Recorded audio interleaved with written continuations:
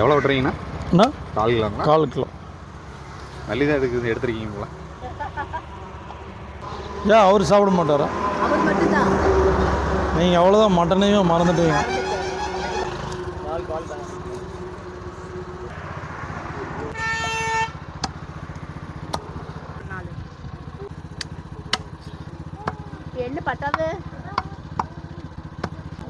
எப்படி வெட்டுறீங்கண்ணா? அது கரெக்டாக நேக்கு தெரியும் இல்லைங்களா?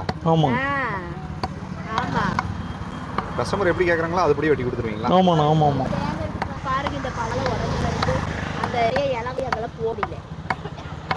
ಒಂದು ಕವರ್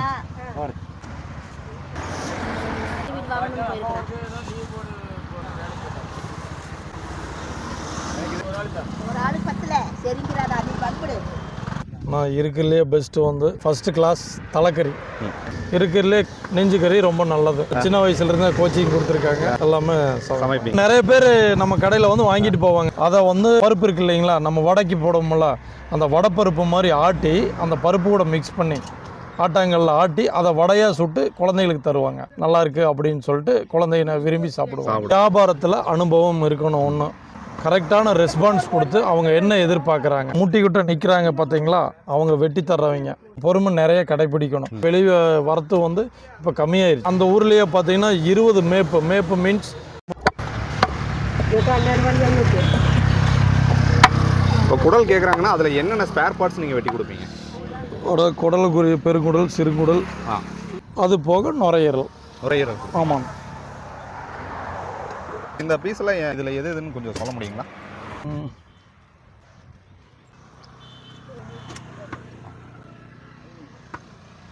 இது வந்து பெருங்குடல். இது பெருங்குடல். ஆமாம்.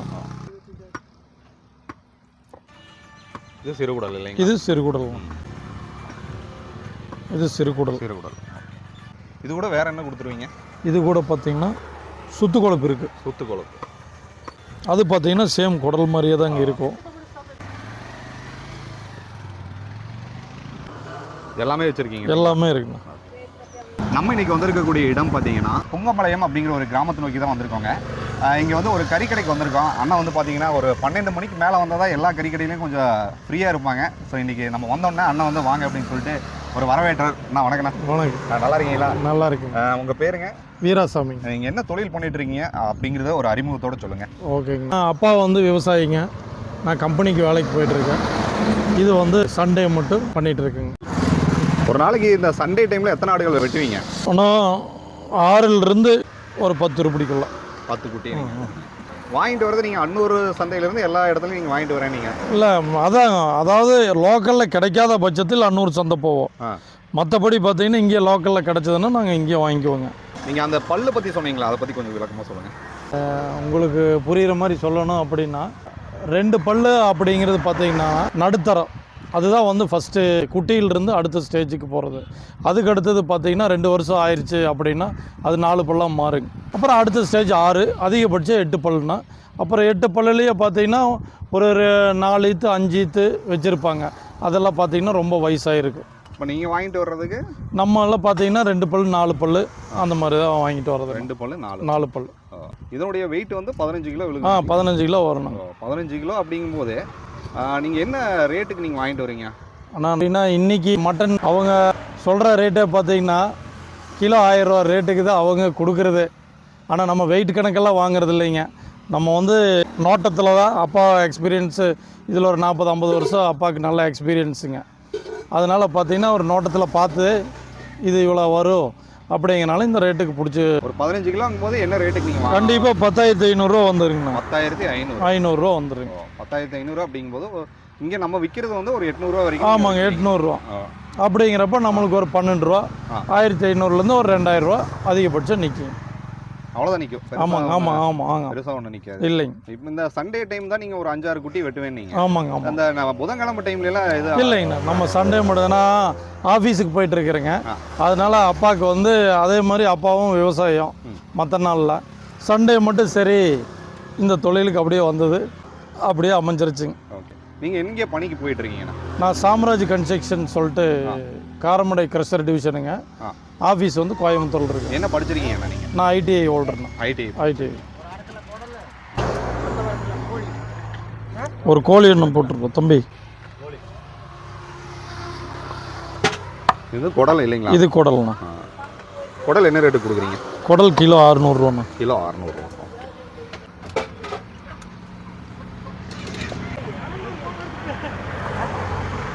இது குடல்லாம் ரொம்ப உடலுக்கு ரொம்ப நல்லது இல்லைங்களா? ஆமாங்க ஆமாங்கண்ணா. ஆமாம். உடம்புக்கு குளிர்ச்சிங்களா? அண்ணா உடம்புக்கு ரொம்ப குளிர்ச்சி இல்லைங்களா? ஆமாங்க. அதாவது என்னென்னா வயிற்றில் இருக்கிற புண்ணுகளை ஆறுறதுக்கு குடல் தான் முதன்மை பிரியாட்டி தருவாங்க. அதுதான் முதன்மை பங்கு வகிக்குது இல்லைங்களா? ஆமாங்க. குடல் கூட வேற என்னென்ன நீங்கள் சேர்த்து கொடுப்பீங்க? அது கூட இன்னும் நுரையீரல். அது வந்து பார்த்தீங்கன்னா இந்த ஆஸ்துமா அண்டு இருமல் இருக்குல்ல, இருமலுக்கு வந்து நுரையீரல் வந்து ரொம்ப நல்லதுங்க. ரொம்ப நல்லதுங்களா? ஆமாங்க. ஒன்றும் இல்லை, இந்த ஸ்மோக் பண்ணுறாங்க இல்லைங்களா? ஸ்மோக் பண்ணுறவங்கள தாராளமாக நுரையீரல் எடுத்துக்கலாங்க. அவங்களுக்கெல்லாம் நல்லாவே கேட்கும். இப்போ நீங்கள் வெட்டுறது வந்து குடல் பெருங்குடல். ஆமாங்க. இதனுடைய சுவை மட்டும் கொஞ்சம் நல்லா வேற மாதிரி இருக்குங்களே சாப்பிடும்போது. ஆமாண்ணா, அது செய்கிறத பொறுத்துண்ணா. கிராமத்துலலாம் செஞ்சாங்கன்னா நல்லா இருக்கும். பேக்கந்தையா இங்கே மக்களுடைய ஆதரவுலாம் எப்படி இருக்குங்க உங்களுக்கு? ஆனால் எல்லாருமே நல்லா வராங்க. இப்போ சிட்டியிலிருந்து எல்லாமே நம்ம கடைக்கு வர ஆரம்பிச்சிட்டாங்க. பூங்கமலை பிரிவில் வந்து குட்டிகளை வந்து நல்லா நாங்கள் ஒவ்வொன்றா தான் அறுப்போம். ஒட்டுக்கா ஒரு 4-5 அந்த மாதிரிலாம் அறுத்துட்டு இருக்க மாட்டோம். பேலன்ஸ் வைக்கிறது இல்லை. ஆமாங்க. அதே மாதிரி ஒவ்வொன்றா தாங்க அறுத்துக்குவோம். இது சிறுகுடல் இல்லைங்க? இது சிறுகுடல். இது கூட பிளட் ஆட் பண்ணி சாப்பிட்டா நல்லா இருக்குங்களா இல்லை அப்படியே வறுவல்? அதாவது இதை தனியாகவும் குழம்பு வச்சுக்கலாம். ரெண்டாவது பார்த்தீங்கன்னா பிளட்டோட வறுவலும் பண்ணிக்கலாம். அது இன்னும் நல்லா இருக்கு இல்லைங்க? ஆமாங்க.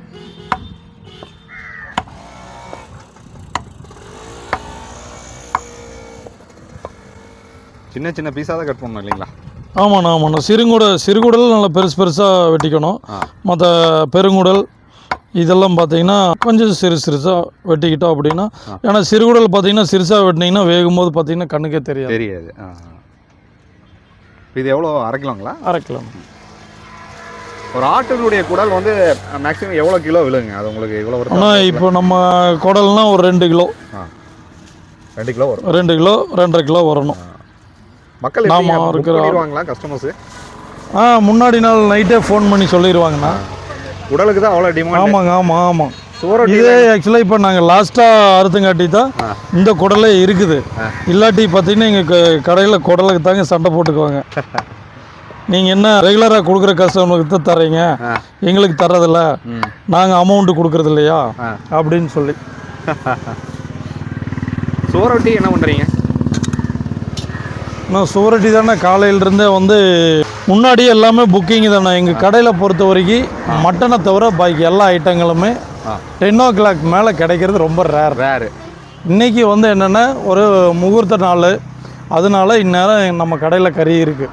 இல்லாட்டி அவ்வளோதான் இருக்குது. இல்லாட்டி இந்நேரத்துக்கெல்லாம் நாங்கள் வீட்டுக்கே போயிருப்போம். அதிகபட்சம் நாங்கள் 12 மணி வரைக்கும் தான் இருப்பீங்க. ஆமாங்க. இப்போ ஆடில் வந்து நிறைய ஸ்பேர் பார்ட்ஸ் இருக்குது. ஆமாங்க. அந்த ஸ்பேர் பார்ட்ஸில் நீங்கள் வந்து என்னென்ன மாதிரியான சமையல் முறைகளை கையாளுறீங்க? அதில் எந்த சமையல் செஞ்சால் நல்லா சுவையாக இருக்கும்? நான் இருக்கிறதுலே பெஸ்ட்டு வந்து ஃபஸ்ட்டு கிளாஸ் தலைக்கறி. அது வந்து கரெக்டாக வெட்டினவங்க இப்போ நம்ம கடையில் வெட்டிட்டு போகிறாங்க அப்படின்னா அடுத்த நெக்ஸ்ட் வீக் வந்தாலும் அதே தலைக்கறி தான் கேட்பாங்க. ஏன்னா அந்த மாதிரி தான் நம்ம வெட்டி தர்றது. அதே போல் பார்த்தீங்கன்னா நாங்கள் மட்டன்லாம் அதிகமாக சேர்த்திக்க மாட்டோம். ஒன்று குடல் அல்லது தலை இந்த மாதிரி ஸ்பேர்ஸ் தான் நாங்கள் சேர்த்திக்குவோம். அதே மாதிரி நெஞ்சுக்கறி இருக்கிறதுலே வந்து நெஞ்சுக்கறி ரொம்ப நல்லது. அதுக்கு அடுத்தது பேக் போன். அடுத்தபடியாக தான் பார்த்தீங்கன்னா கழுத்துக்கறி, 6 தொடை பீஸு அந்த மாதிரிலாம் சொல்கிறது. நீங்கள் சமைப்பீங்களா? இருக்குண்ணா, சமைப்பீங்க. அதெல்லாம் சமைப்பேன். ஓகே. அம்மா சின்ன வயசுலேருந்து கோச்சிங் கொடுத்துருக்காங்க, எல்லாமே சமைப்பீங்க. ஓகே. மட்டனில் என்னென்ன சமைச்சிருக்கீங்க? நாங்கள் வந்து பார்த்திங்கன்னா வறுவல், குழம்பு, பிரியாணி இந்த மாதிரி பண்ணியிருக்கோம். ஓகே. இந்த சுக்காலாம் நல்லா இருக்குங்களா? மட்டன் சுக்கா. நாங்கள் இது வரைக்கும் பண்ணினதில்லை. ஆனால் நிறைய பேர் நம்ம கடையில் வந்து வாங்கிட்டு போவாங்க. நான் சுக்காவுக்கு நல்லா சின்ன சின்னதாக வெட்டி கொடுங்க அப்படின்னு சொல்லி. இனி நிறைய பேர் என்ன பண்ணுவாங்கன்னாங்க, கைமாவை வாங்கிட்டு போய் அதை வந்து இந்த பருப்பு இருக்கு இல்லைங்களா, நம்ம வடைக்கு போடுவோம்ல, அந்த வடைப்பருப்பு மாதிரி ஆட்டி அந்த பருப்பு கூட மிக்ஸ் பண்ணி ஆட்டாங்கல்ல ஆட்டி அதை வடையாக சுட்டு குழந்தைகளுக்கு தருவாங்க. அவங்க வந்து அந்த மொறுமொறுப்புக்கு நல்லா இருக்குது அப்படின்னு சொல்லிட்டு குழந்தைங்க விரும்பி சாப்பிடுவாங்க. சரிங்க, இந்த மட்டன் குடை தொழிலை பற்றி நீங்கள் நிறைய சொன்னீங்க. இந்த தொழில் ஆரம்பிக்கணும்னா நமக்கு வந்து என்ன மாதிரியான அனுபவங்கள் இருக்கணும்? நான் அனுபவம்னா மெயின் வந்து ஆட்டு வியாபாரத்தில் அனுபவம் இருக்கணும் ஒன்று. ரெண்டாவது பார்த்தீங்கன்னா வர்ற கஸ்டமருக்கு கரெக்டான ரெஸ்பான்ஸ் கொடுத்து அவங்க என்ன எதிர்பார்க்குறாங்க அப்படிங்கிறத தான் முட்டிக்கிட்ட நிற்கிறாங்க பார்த்தீங்களா, அவங்க வெட்டி தர்றவங்க. அவங்க பொறுமை நிறைய கடைப்பிடிக்கணும். வர கஸ்டமர் பார்த்தீங்கன்னா ஒருத்தர் அவசரமாக வருவார், ஒருத்தர் நின்று வாங்கிட்டு போவார். அந்த கஸ்டமருக்கு பொறுத்தவரை நம்மளோட இதை பண்ணி கொடுக்கணும். இப்போ இதெல்லாம் இளவட்டத்து ஆடுன்னு சொல்லுவாங்க நம்ம ஏரியாவில் வந்து. அந்த ஞாயிற்றுக்கிழமையில் கிடைக்கக்கூடிய இந்த ஆடுகளுடைய விலை வந்து 800-900 ரூபா வரைக்கும் கூட இப்போ வந்துருச்சு. ஆமாங்க.